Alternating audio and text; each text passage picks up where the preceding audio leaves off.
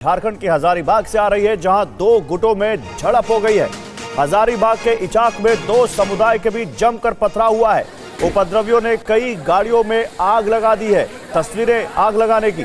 पथराव में कई लोगों के घायल होने की खबर है। देखिए, ये झारखंड के हजारीबाग से दो समुदायों के बीच झड़प के बाद हुई हिंसा की तस्वीरें हैं। सुरक्षा बल वहां पर आ चुके हैं, सड़क पर आप देख सकते हैं, और इलाके में अब शांति स्थापित करने की कोशिश की जा रही है। झारखंड के हजारीबाग में आज महाशिवरात्रि के दिन एक झड़प हुई है दो गुटों के बीच। दो गुटों में हिंसक झड़प के बाद कुछ इस तरह स्थिति तनावपूर्ण हो गई। आगजनी की गई, सड़क पर खड़ी गाड़ियों में आग लगा दी गई। पुलिस वहां पर अब गलियों में, खेतों में आप देख सकते हैं कैसे वहां पर या इलाके में वहां पर अब पेट्रोलिंग करती हुई, गश्त करती हुई और इलाके में शांति स्थापित करने की कोशिश करती हुई। हजारीबाग के इचाक प्रचंड के डुमरौन गांव के खेतों में पुलिस है। गांव की गलियों में पुलिस है। चारों तरफ शोर शराबा है। पुलिस उपद्रवियों को पकड़ रही है और हालात पर काबू पाने की कोशिश कर रही है। डुमरौन गांव में दो पक्षों में हिंसक झड़प हो गई। दोनों तरफ से पत्थरबाजी शुरू हुई। एक दूसरे पर हमले हुए। कई गाड़ियों को आग के हवाले कर दिया। दुकानों को भी निशाना बनाया गया। बताया जा रहा है कि पूरा विवाद झंडा लगाने को लेकर हुआ। दूसरे पक्ष ने विरोध जताया, जिसके बाद हिंसा शुरू हो गई। मौके पर भारी संख्या में पुलिस फोर्स पहुंची। कुछ लोग पुलिसकर्मियों की मौजूदगी में पत्थर बरसाते रहे। हिंसा में कई लोगों के जख्मी होने की खबर है, जिन्हें अस्पताल पहुंचाया गया है। हिंसा के फौरन बाद पुलिस टीमें सक्रिय हो गई और समय रहते मौके पर पहुंच गई। पुलिस ने मोर्चा संभाला और कुछ देर के बाद मामले को शांत कराया। घटना के बाद मौके पर भारी संख्या पर पुलिस बल मौजूद है और हालात पर नजर बनाए हुए है। और इस बीच आपको बता दें, सुरेंद्र सरकार मंत्री इरफान अंसारी ने हजारीबाग विवाद के लिए बीजेपी को जिम्मेदार ठहराया, तो बीजेपी ने सरकार की मंशा पर सवाल उठाए। लंबे समय से हजारीबाग में इस प्रकार की घटनाएं होती रही हैं और वहां पर ऐसे कई राष्ट्र विरोधी शक्तियां वहां सक्रिय रहती हैं। कई अंतर्राष्ट्रीय शक्तियां का वहां पर शेल्टर है। इसलिए आपने देखा होगा कि आतंकवादियों को धरपकड़ और मुठभेड़ भी हजारीबाग में कालखंड है। मैं कहना चाहता हूँ वैसे लोगों को, हजारीबाग के आसपास का जो एरिया है, मैंने एसपी को कहा है कि टैक्टफुली डील कीजिए। वहाँ पर असामाजिक तत्व जो हैं और आरएसएस मानसिकता के जो लोग हैं, कट्टर विचारधारा के जो लोग हैं, जो कट्टर सोच के जो लोग हैं, वो हमारी युवाओं को बर्बाद कर रहे हैं। युवाओं में नफरत का बीज घोल रहे हैं और जिसका साइड इफेक्ट है, अभी केस होगा, जेल जाएंगे, दोनों की ओर से जेल जाएंगे। और अब खबर बिहार से। आज बिहार में 7 नए मंत्रियों को शपथ दिलाई गई। चुनाव से पहले राजभवन में हुए शपथ ग्रहण समारोह में बीजेपी कोटे से 7 मंत्रियों ने शपथ ली है। पहले संजय सारवंगी को शपथ दिलाई गई। संजय सारवंगी की वैश्य समाज में अच्छी पैठ मानी जाती है। दूसरे नंबर पर बिहार शरीफ से विधायक सुनील कुमार को शपथ दिलाई गई। नीतीश के गृह जिले से आने वाले सुनील कुमार की कुशवाहा समाज में अच्छी पकड़ मानी जाती है। सुनील जेडीयू छोड़कर बीजेपी में शामिल हुए। तीसरे नंबर पर भूमियार समाज के जीवेश मिश्रा ने शपथ ग्रहण किए। 2 बार से विधायक जीवेश मिश्रा ने एबीवीपी से सियासी सफर की अपनी शुरुआत की थी। बीजेपी के जाने माने राजपूत चेहरे राजू सिंह ने चौथे नंबर पर शपथ ली और 5वें नंबर पर शपथ ली मोतीलाल प्रसाद ने। और तेली समाज से आने वाले मोतीलाल प्रसाद 2 बार से विधायक है। छठे नंबर पर कृष्ण कुमार मंटू ने शपथ ग्रहण की और कुर्मी समाज से आने वाले कृष्ण कुमार बड़ा ओबीसी फैक्टर भी माने जाते हैं। आखिर में विजय मंडल की ने भी शपथ ली। केवट समाज से आने वाले विजय मंडल की ओबीसी समाज से ही आते हैं। यानी चुनावी साल में नीतीश कुमार की नई टीम में जातीय गणित को पूरा ख्याल रखा गया है। अपन कर्तव्य श्रद्धापूर्वक आज के कार्य को गति देने के लिए माननीय मुख्यमंत्री नीतीश कुमार जी ने और 7 लोगों की नियुक्ति की है।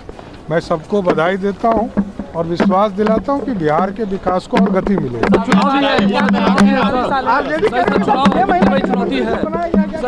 अरे वो बेचारा 6 महीने के लिए भी नहीं बन सकता है ना। 6 महीने के लिए हम लोग ही बने। सरकार ने जो, माननीय मुख्यमंत्री जी ने जो मुझ पर जो है विश्वास किया, और विश्वास पर हम लोग जो है खरे उतरेंगे, निश्चित रूप से काम करेंगे। मंत्री जो है एक जोन के नहीं होते हैं, उनको पूरे बिहार का काम देखना होता है, और निश्चित रूप से हम लोग पूरे बिहार का काम देखेंगे। पूरे मिथिला में क्या, पूरे बिहार में हम लोग का लक्ष्य है 225 प्लस, और निश्चित रूप से 225 प्लस पर एनडीए जो है खड़ा उतरेगी माननीय मुख्यमंत्री जी के नेतृत्व में।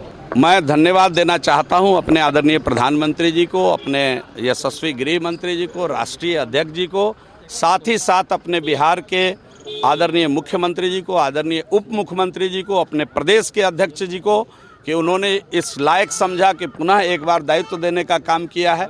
कम समय में ज़्यादा काम करना है और इसलिए गति बढ़ाकर रखनी। मिथिला पर तो देश के यशस्वी प्रधानमंत्री और आदरणीय मुख्यमंत्री जी दोनों आदमी का ध्यान है, तो इसलिए स्वाभाविक है कि हम लोग उस पर फोकस भी कर रहे हैं और मिथिला के विकास के साथ साथ ही बिहार का विकास कर रहे हैं। और बिहार में बीजेपी कोटे से मंत्री दिलीप जायसवाल ने आज अपना मंत्री पद छोड़ दिया। इस्तीफा देने के बाद वो अचानक सुर्खियों में आ गए, लेकिन ऐसा हुआ क्या जो उनकी चर्चा खूब हो रही है? जानने के लिए ये रिपोर्ट देखिए, ये इस्तीफा दिलीप जायसवाल ने लिखा है। बीजेपी कोटे से मंत्री दिलीप जायसवाल ने 9 लाइन का त्याग पत्र लिखा। इस्तीफे की कॉपी में 9 लाइन में से 5 गलतियां थी। इस्तीफे की पूरी कॉपी पर नजर डालिए तो आप हैरत में पड़ जाएंगे। दिलीप जायसवाल बिहार से हैं, मगर देखिए इस्तीफे की कॉपी में बिहार शब्द भी गलत लिखा है। त्याग पत्र में मंत्री जी ने बिहार लिख दिया। चलिए इस गलती को भूल जाते हैं, अब आगे पढ़िए। सूचित, डॉक्टर, इस्तीफा, कार्यवाही जैसे शब्द भी गलत लिखे गए हैं। टीवी स्क्रीन पर मंत्री जी के लिखे गलत शब्द और सही शब्द क्या हैं, एक साथ देखिए। इस्तीफे में की गई गलतियों को बिहार की मुख्य विपक्षी पार्टी आरजेडी ने पकड़ लिया और बिना देर किए सवाल खड़े कर दिए। दिलीप जायसवाल के इस्तीफे को पोस्ट करते हुए आरजेडी ने लिखा कि ये बीजेपी के प्रदेश अध्यक्ष हैं, अभी मंत्री भी थे। इस पोस्ट में आगे लिखा गया कि बीजेपी की प्रदेश अध्यक्ष और मंत्री को 2 लाइन का त्याग पत्र भी नहीं लिखना आता है। बिहार तक भी सही नहीं लिखा है जनाब ने। ये मेडिकल कॉलेज के मालिक भी हैं। पत्र में अशुद्धियां देखिए। आरजेडी की तरफ से जो लेटर शेयर किया गया उसमें बिहार की जगह बिहार, सूचित की जगह सूचित, इस्तीफा को इस्तीफा लिखकर पॉइंट आउट किया गया।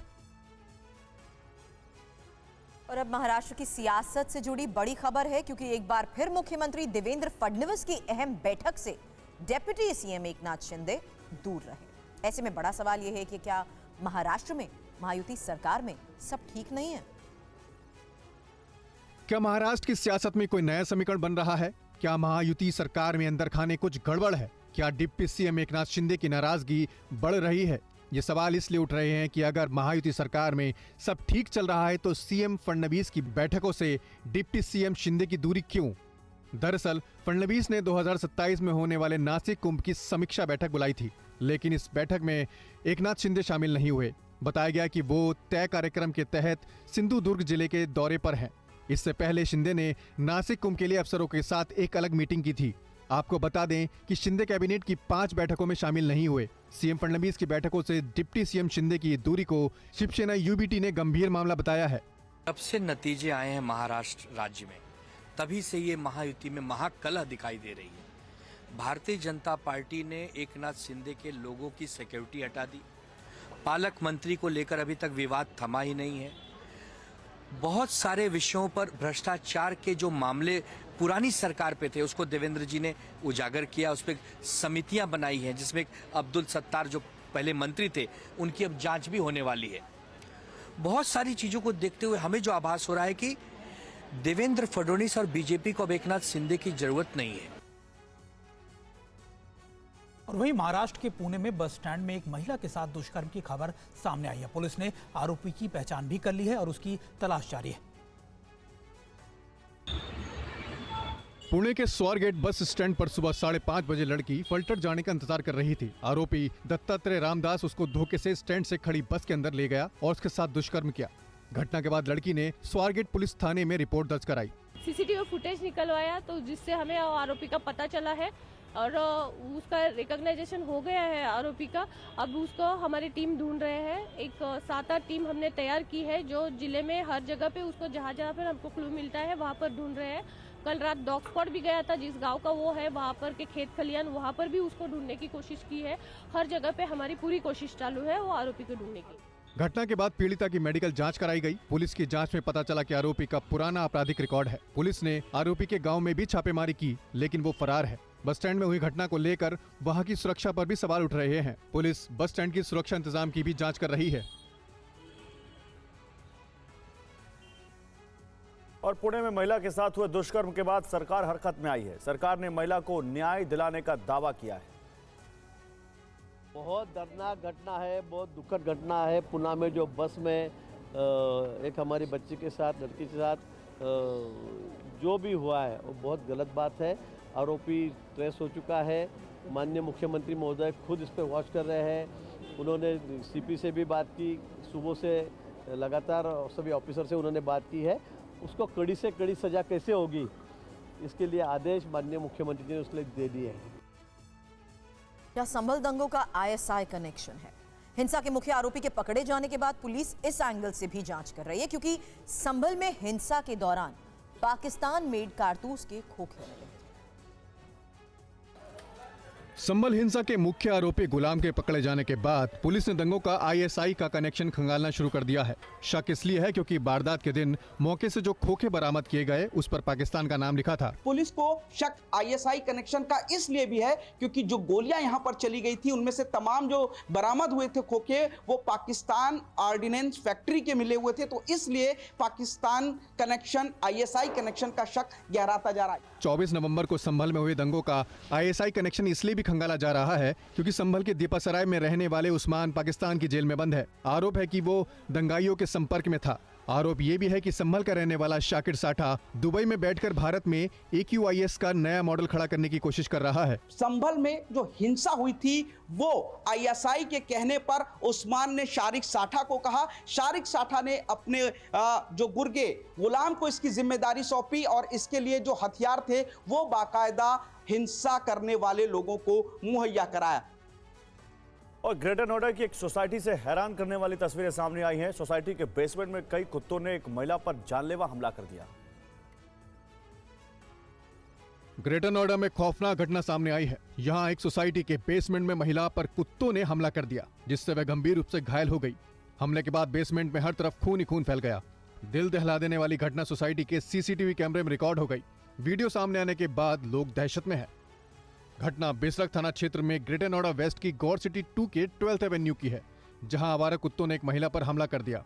हमले के बाद महिला खून से लथपथ हालत में बेसमेंट में गिर गई और चारों ओर खून ही खून फैल गया।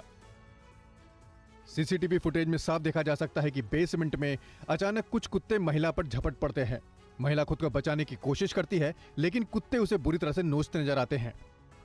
सोसाइटी के लोगों में इस घटना के बाद काफी आक्रोश भी है। लोगों का कहना है कि तमाम तरह के मेंटेनेंस चार्ज देने के बाद भी रखरखाव पर ध्यान नहीं दिया जाता है। आवारा कुत्ते बेसमेंट तक पहुंच जाते हैं, जिसकी निगरानी नहीं की जाती है।